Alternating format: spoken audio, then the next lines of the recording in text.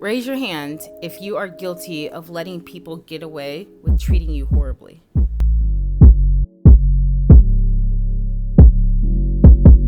It may feel easier to blame everyone else, but at some point we have to assume some of the responsibility for letting it happen.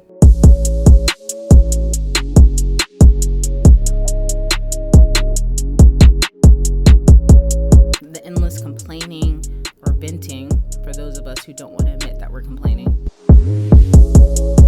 Do any of us actually enjoy that?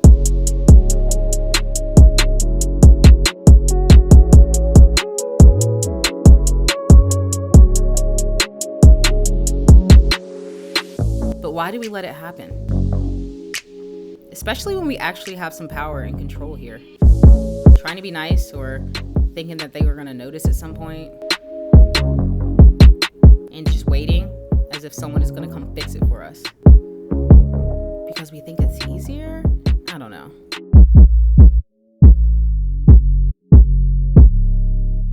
You teach people how to treat you.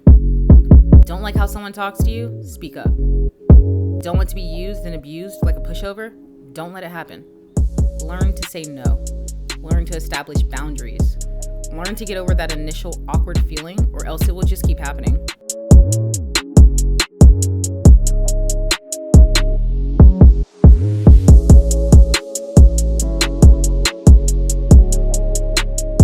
And you will just keep complaining.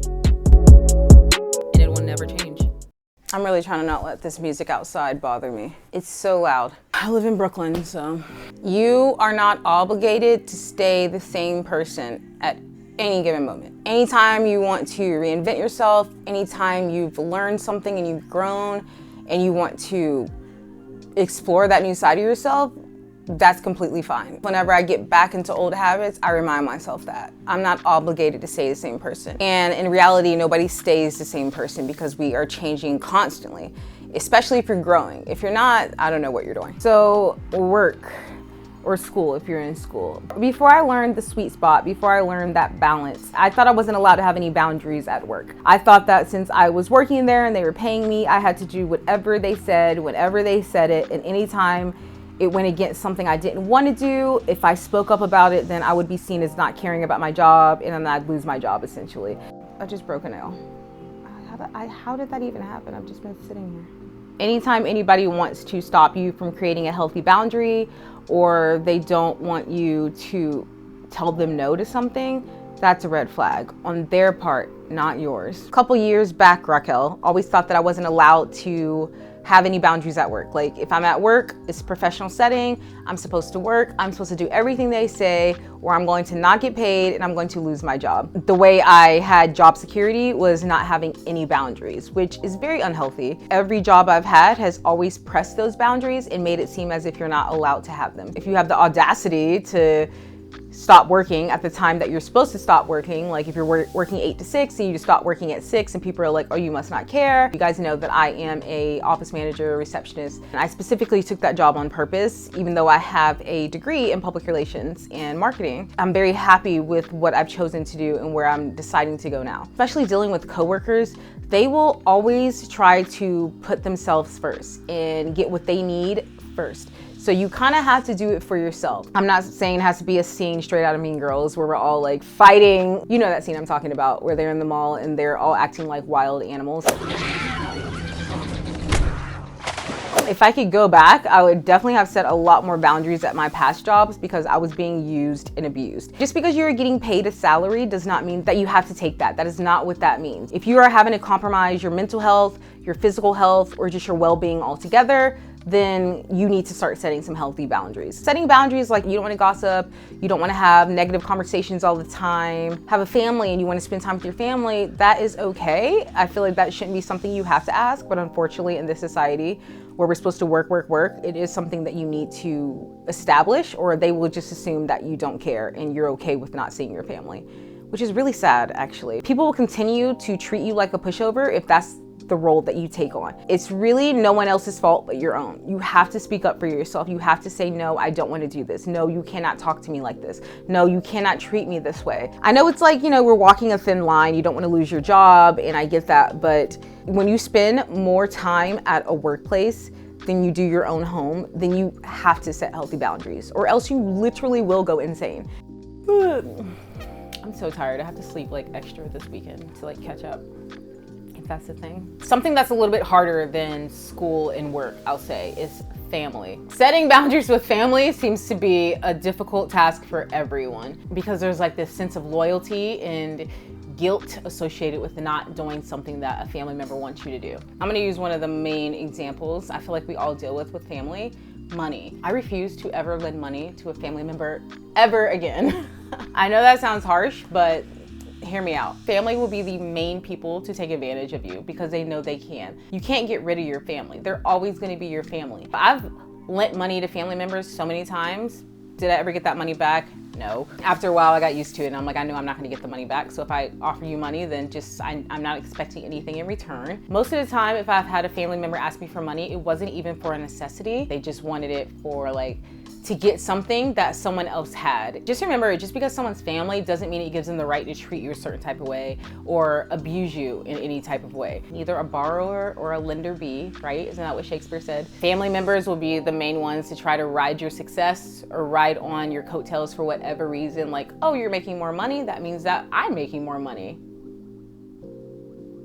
I've had a few encounters with family members where it just didn't end well. I had a car in North Carolina, a Hyundai. It was amazing. I love that car. I moved to New York and I didn't need my car, so I took it back home to leave it so that whenever I went back to Raleigh, I would have that car, and eventually wherever I decided to move, I would probably just take the car. Well, I let a family member use that car when I was not there. They ended up ruining it and getting it towed, and I didn't know it had gotten towed. It was at the place, the towing facility or whatever, for months and months, and they charge you for having a towed car there. But I'm finally getting a call and they're like, hey, we have your car. And I'm like, what? Like, what do you mean you have my car? And they're like, yeah, your car was towed, it's here. And I'm like, what? Like what? Because my name is still on everything, which is another thing. Oh my God, don't ever do this. Learn from my mistakes. Long story short, they finally give me the number of how much it would cost to get my car back for them holding it for so long. It was almost 50% of what I paid for the car originally. And mind you, this car was paid off. I would have to pay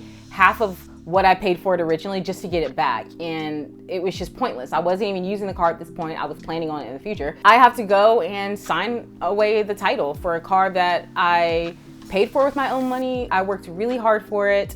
It was my first car because my parents did not buy me a car. I had to buy it myself. I had to pay to get a notary, to sign over the title. It was like a year of going back and forth with these people. It was in Bunn, North Carolina, so either I wasn't getting a call back or I would call and they'd literally have to call me back multiple times. They'd forget about it. And then I'm up in New York trying to live my life. And I'm like, I'm having to deal with this car. That family member never apologized, by the way. And when I brought it up, they literally just ignored me. I handled this 2 Christmases ago when I went to North Carolina, and it was so sad. I'm just like, I can't believe it. Even the people at the place were like, yeah, it's such a good car. It's so sad that you have to let it go. So yeah, it was really shitty. I'm not upset anymore. Like, I definitely let the grudge go because holding a grudge is like drinking poison and expecting the other person to die. So yeah, learn from my mistakes and set boundaries, even with your family. It will save you.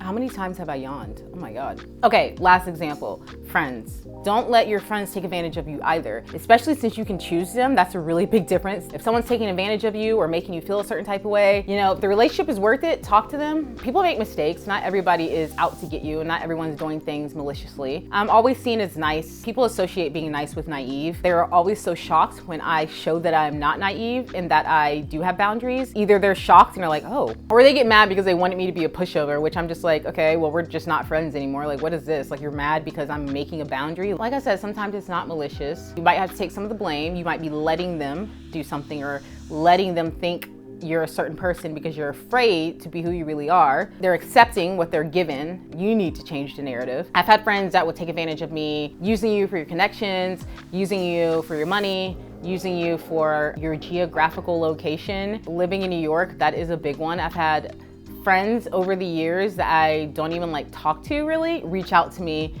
to try to come stay with me just because I have a place in New York. And it doesn't make me feel good. We did have a relationship in college or high school or something, and like you're reaching back out and I was excited to hear from you just to see that you were just trying to get something out of me. Like you were only reaching out because you wanted something from me. As I've gotten older, I've learned the game very easily and I don't let that happen. Not only is it hurtful, it's just kind of rude. Like what? So set the boundary. Just because you have something and just because you're doing something doesn't mean you're obligated to give that to your friend. Like that's not the rules here. Same thing with YouTube. Once I started doing YouTube and blogging, I had people reaching out, again, friends I haven't talked to in years, to get me to do it for them or to basically teach them everything I know. And I'm just like, guys, what do you think I did? A lot of research and a lot of hours went into this because I'm passionate about it, because it's something I want to do. So if you're not passionate about it and you just want the success that comes with it and you're trying to use me to get it for you, that's not cool. One of the main things you can do to set those boundaries is just say no.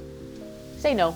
For the people that I care about, I've gotten to the point where if they say sorry to me for something that I'm like, you didn't need to say sorry, I make that known. I'm like, no apology necessary. Oh, I'm sorry, I only talked to you for like a minute. I don't text you all the time. You don't have to apologize for that. The people I care about in my life, I never let my friends feel guilty for stuff like that. I'm like, listen, we are all busy. And not only are we all busy, we're all human, and sometimes you're not feeling your best, sometimes you're going through something. You just never know. The amount of reasons for someone not reaching out to you all the time or texting you all the time or just like you not hearing from them, it's endless. If your first thought is that they're doing something in spite of you, the world doesn't revolve around you. Other things are happening in people's lives. Like you are not the only thing in their life, I promise. They have other things going on. When you reach out to me, then I'll be happy, and vice versa. You gotta teach people how to treat you. I've gotten pretty good at making sure that I am the person I really am from the beginning of the relationship. And when I meet new people, I'm not trying to fake it. Like I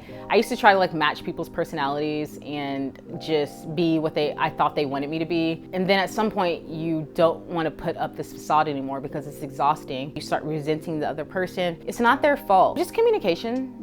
Communication always. This is something I am still learning. I'm still trying to figure it out. Sometimes I fall back into bad habits of like just people pleasing. Practice makes perfect. You're gonna have to keep trying until it becomes natural, just like any other habit. If you want to be treated with respect and with kindness, then you treat yourself like that and don't let anyone treat you less than. My nose has been itching the whole time.